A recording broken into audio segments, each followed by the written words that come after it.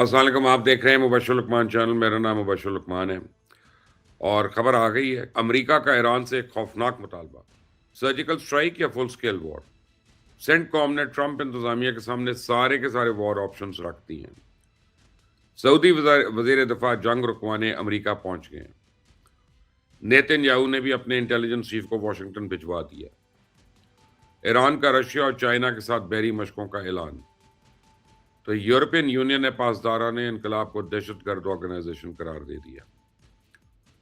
شہباز شریف کا Iranian president کو phone اور ٹرمپ کو تیل کی آفر کرو.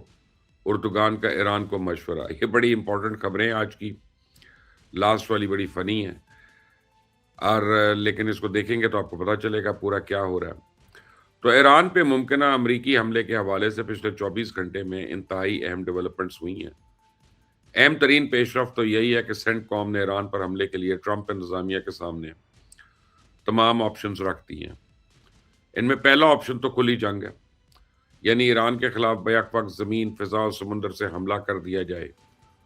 دوسرا آپشن سرجیکل سٹرائک ہے، یعنی سٹرائک کے ذریعے صرف مخصوص اہداف کو نشانہ بنایا جائے.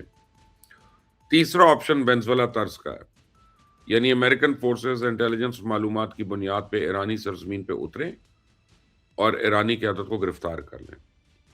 اس کے بعد ایران میں ایک ایسی قیادت لائی جائے جو خود جوہری پروگرام رول بیک کر دے. تو خبر تو یہ ہے کہ پریزیڈنٹ ٹرمپ نے ابھی تک ان میں سے کسی آپشن کے بارے میں کوئی حتمی فیصلہ نہیں کیا. واشنگٹن میں جب آج ایک صحافی نے پریزیڈنٹ ٹرمپ سے دریافت کیا کہ آپ نے حالیہ دنوں میں ایران سے کوئی بات کی ہے اور آپ کا اگلا لائحہ عمل کیا ہے، تو اس کے جواب میں پریزیڈنٹ ٹرمپ نے صرف اتنا کہا کہ انہوں نے ایران کے سامنے 2 مطالبات رکھے ہیں.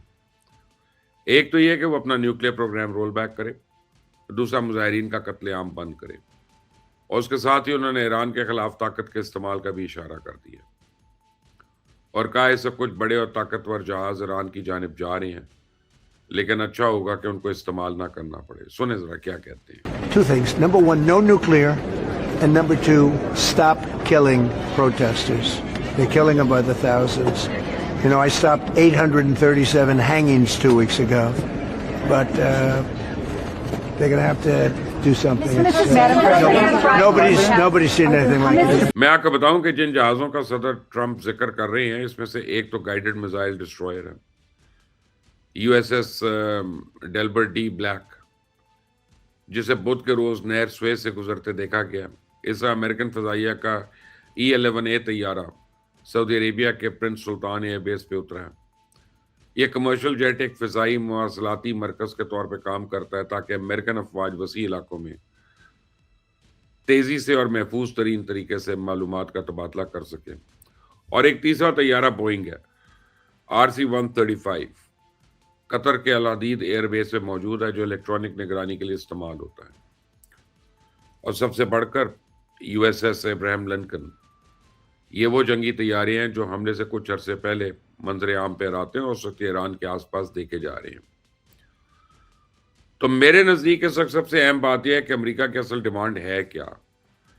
آخر وہ کون سا مطالبہ ہے جسے ایران تسلیم کرنے سے انکار کر رہا ہے، کیونکہ اگر بات صرف مظاہرین کی پھانسی روکنے یا جوہری پروگرام بند کرنے کی ہوتی تو یہ دونوں کام تو ہو چکے ہوتے. ان میں تو کوئی مسئلہ نہیں مجھے نظر آ رہا. ایران نے جن مظاہرین کو پھانسی کی سزا سنائی تھی ابھی تک ان پہ عمل درآمد نہیں ہوا. تمام سزائیں غیر معینہ مدت تک ملتوی کر دی گئی ہیں. جہاں تک بات ہے جوہری پروگرام کی، تو امریکہ اسے پچھلے سال حملہ کر کے تباہ کر چکا ہے. تو اس وقت ایران کے پاس صرف ایک نیوکلیئر سائٹ فنکشنل ہے جسے رشین ماہرین آپریٹ کریں. تو یہ بات کہاں پہ اٹکی ہوئی ہے؟ تو چڑیل میری بڑی ایکٹیو ہے جی، اندر کی خبر لے آئی ہے، بڑی دن کے بعد آئی ہے. چڑیل کا کہنا ہے کہ امریکہ نے ایران کے سامنے ایک تیسرا مطالبہ رکھ دیا، اور وہ مطالبہ یہ ہے کہ ایران اپنے میزائل پروگرام کو بھی بند کر دے، اور اگر ختم نہیں کر سکتا تو کم از کم اس کو اتنا محدود کر دے کہ آئندہ سے کوئی لانگ رینج بیلسٹک میزائل اسرائیل تک نہ جائے. تو ایران کے پاس اب 2 آپشن ہیں، یا تو ہتھیار پھینک دے یا پھر طویل جنگ کے لیے تیار ہو جائے. اور وہ تب تک جاری رہے گی جب تک ایران میں رجیم چینج آپریشن مکمل نہیں ہوتا. تو ایرانی قیادت نے تو فیصلہ کر لیا کہ وہ سرنڈر نہیں کرے گی. ایران کے ملٹری ترجمان نے ٹرمپ انتظامیہ پہ واضح کر دیا کہ وہ ایران کو ونزویلا سمجھنے کی غلطی مت کریں. و من با ضرس قاطع عرض میکنم اگر این خطای محاسبات در واقع از طرف امریکایی‌ها صورت بگیره، قطعاً اونگونه که ترامپ فکر میکنه که یک عملیات ایران نے امریکہ کے ممکنہ حملے سے بچنے کے لیے کل ایک ٹرمپ کارڈ کھیلا. الجزیرہ ٹی وی رپورٹ کر رہا ہے کہ ایرانی بحریہ اگلے چند روز میں رشیا اور چائنا کے ساتھ مل کر خلیج میں بحری مشقیں شروع کرنے جا رہی ہے. رشیا اور چائنا کی فلیٹ جو ہے وہ خلیج کی طرف بڑھ رہے ہیں اور اس حوالے سے اگلا ہفتہ انتہائی اہم ہے. تو ایرانی بحریہ نے دوسرا کام یہ کیا کہ اس نے آبنائے ہرمز میں اپنی جنگی مشقیں شروع کر دی ہیں. ایران کے درجنوں بحری بیڑے، لڑاکا کشتیاں اور آبدوزیں اس وقت ایک وسیع علاقے میں لائیو مشقیں کر رہی ہیں، اور ایران نے اس حوالے سے آبنائے ہرمز سے گزرنے والی کمرشل ٹریفک کو بھی خبردار کر رکھا ہے. آپ دیکھیں کہ ایران پہلے روز سے کہہ رہا ہے کہ اس کی سرزمین پر اگر کوئی حملہ ہوا تو پورا خطہ جنگ کے شعلوں میں لپٹ جائے گا. تو ایران کی سیاسی اور ملٹری قیادت پہلے دن سے کہہ رہی ہے کہ کسی بھی وقت حملے کی صورت میں مڈل ایسٹ میں واقع امریکی اڈوں کو نشانہ بنائیں گے، اور اگر رشیا اور چائنا کے بحری بیڑے بھی ایرانی بحریہ کے ساتھ مشقوں کے لیے خلیج آ پہنچے تو پھر سوچے اگر اس وقت جنگ چھڑ گئی تو اس کا انجام کیا ہوگا. اگر کوئی ایک میزائل بھی غلطی سے بھی رشیا یا چائنیز کو لگ گیا تو کیا وہ اس پہ خاموش بیٹھے رہیں گے؟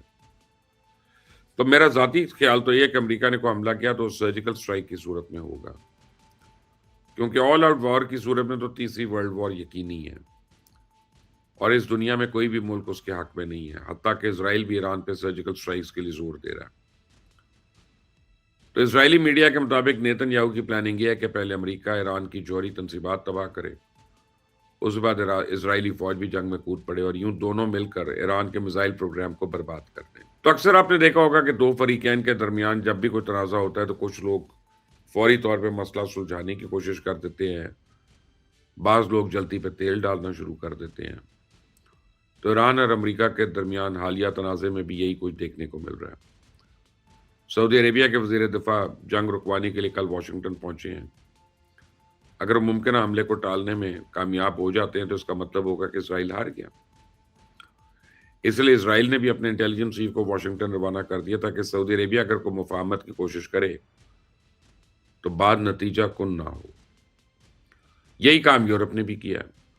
کل جرمنی نے ایران میں رجیم چینج آپریشن کی حمایت کا اعلان کیا تھا. آج یورپین یونین نے اچانک پاسداران انقلاب کو ایک دہشت گرد آرگنائزیشن ڈکلیئر کر دیا اور ساتھ ہی کئی ایرانین لیڈرز پہ پابندیاں بھی لگا دی ہیں. سنیں ذرا آپ یورپ کی فورن افیئرز کی سربراہ کیا کہہ رہی ہیں. We are putting new sanctions on the list, and I also expect that we agree on listing the Iran Revolutionary Guard on the terrorist list. This will put them on the same footing with Al-Qaeda, Hamas, Daesh. If you act as a terrorist, you should also be treated. European union نے اگر یہ فیصلہ green land کو بچانے کے لیے کیا ہے تو میں یہ بات لکھ کر دینے کو تیار ہوں کہ امریکہ گرین لینڈ کو کسی صورت نہیں چھوڑے گا. آج نہیں تو کل پریزیڈنٹ ٹرمپ اس برفانی جزیرے کو امریکہ میں ضم کر لیں گے. اب چونکہ یہ جنگ ہمارے خطے میں ہوگی اس لیے اس خطے کے تمام ممالک آج بھی امریکہ اور ایران کے درمیان مصالحتی کردار ادا کر رہے ہیں. تو سعودی وزیر دفاع اس وقت امریکہ میں ہے. ایران کے وزیر خارجہ عباس عراقچی نے کل پاکستان، مصر، ترکی، قطر، UAE اور بحرین کے وزراء خارجہ سے رابطہ کر کے خطے کی صورتحال پہ تبادلہ خیال کیا. وزیر اعظم شہباز شریف نے بھی ایرانی صدر سے فون پہ بات کی. اس کے بعد پاکستان اور ایران کے درمیان ایک محفوظ اور ڈائریکٹ کمیونیکیشن لائن قائم ہو گئی تاکہ ہنگامی صورتحال میں دونوں ممالک کے درمیان قریبی روابط برقرار رہیں. ٹرک پریزیڈنٹ طیب اردوغان نے امریکہ اور ایران کو سامنے بٹھانے کی پیشکش کر دی ہے. ٹرک پریزیڈنٹ کی تجویز ہے کہ وہ ایک آن لائن میٹنگ کا اہتمام کرتے ہیں. ایرانی اور امریکی حکام اس میں آمنے سامنے بیٹھ جائیں اور بات چیت کے ذریعے مسائل کا حل تلاش کریں. اور ٹرکی کا خیال ہے کہ اگر ایران صدر ٹرمپ کو تیل کی آفر کر دے تو ہو سکتا ہے کہ آج کے حریف کل کے حلیف بن جائیں اور جنگ کا خطرہ ہمیشہ کے لیے ٹل جائے. یہ میری اور آپ سب کی خواہش تو ہو سکتی ہے لیکن زمینی حقائق اس کے بالکل برعکس ہے. اب تو صورتحال لگتا ہے کہ پوائنٹ آف نو ریٹرن تک آ گئی ہے، کیونکہ امریکن محکمہ خارجہ نے ایران کی اعلیٰ حکام اور ان کے اہل خانہ کا امریکہ میں رہنے کا استحقاق ختم کرنے کا اعلان کر دیا.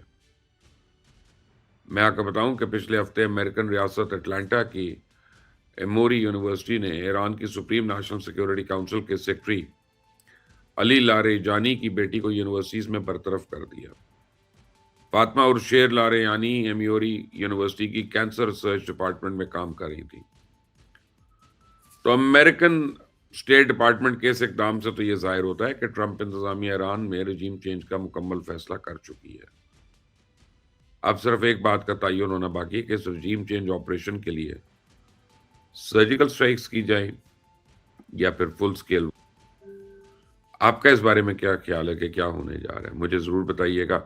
اور جب آپ کامنٹس میں اپنی رائے لکھتے ہیں تو پلیز بتائیے گا کس جگہ سے آپ دیکھ رہے ہیں یہ ویڈیو، کس شہر سے، کس گاؤں سے، کس قصبے سے، کس ملک سے، تاکہ پھر ہمیں بھی پتہ چلتا ہے ہماری آواز کہاں کہاں تک پہنچی. اپنا خیال کر رکھیں. Until the next time, Allah Hafiz.